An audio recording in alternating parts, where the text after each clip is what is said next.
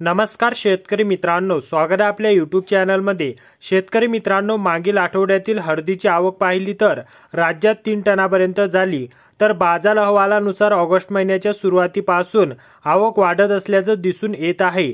तर मागील आठवड्याचे काही बाजार समित्यांमधील दर पाहिले असता सांगली बाजारात 14,000 रुपये क्विंटल, नांदेड बाजारात 13,530 रुपये क्विंटल, हिंगोली बाजारात 13,058 रुपये क्विंटल आणि रिसोड बाजारात 13,500 रुपये क्विंटल असा दर मिळाला आहे।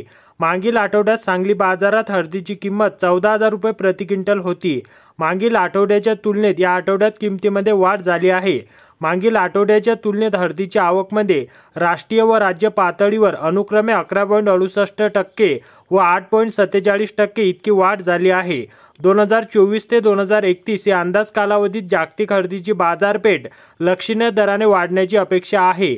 तर शेतकरी मित्रांनो, असेच दररोजचे बाजारभाव पाहण्यासाठी चॅनलला सबस्क्राइब करा आणि बाजूची बेल आयकॉन प्रेस करायला विसरू नका।